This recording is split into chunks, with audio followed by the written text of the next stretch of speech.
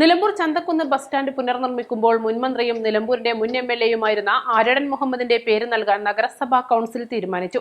Stand നിർമ്മാണവുമായി ബന്ധപ്പെട്ട DPR മാറ്റത്തിൽ ഉയർന്ന പരാതികളിൽ അന്വേഷണം നടത്തി 15 ദിവസത്തിനകം റിപ്പോർട്ട് സമർപ്പിക്കാനും കൗൺസിൽ നിർദ്ദേശിച്ചു. ആര്യടൻ മുഹമ്മദിന്റെ സ്മരണാർത്ഥം ചന്തക്കുന്ന് ബസ് സ്റ്റാൻഡിന് അദ്ദേഹത്തിന്റെ പേര് നൽകണമെന്ന പ്രമേയം ഡിവിഷൻ കൗൺസിലർ മുസ്തഫ കളത്തുംപടിക്കലാണ് അവതരിപ്പിച്ചത്.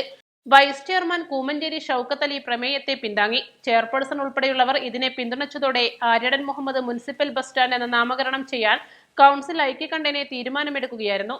എന്നാൽ ബസ് സ്റ്റാൻഡ് നിർമ്മാണത്തിനുള്ള DPRുമായി ബന്ധപ്പെട്ട് ഭരണ പ്രതിപക്ഷാംഗങ്ങൾ തമ്മിൽ കൗൺസിലിൽ വാഗ്വാദം നടന്നു.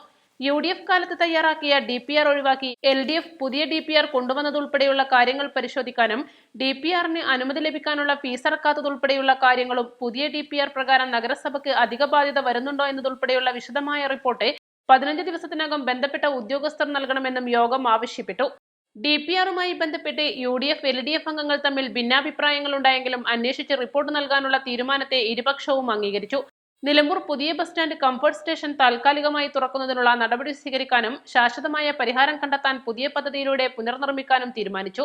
നഗരസഭയെ മാലിന്യമുക്തമാക്കുന്നതിന്റെ ഭാഗമായി ബൊക്കകളും പ്ലാസ്റ്റിക് മാലകൾക്കും പകരം ആദരവ് ചടങ്ങുകളിൽ പൂക്കളും വൃക്ഷത്തൈകളും നൽകാനും തീരുമാനിച്ചു. East live, Nilambur.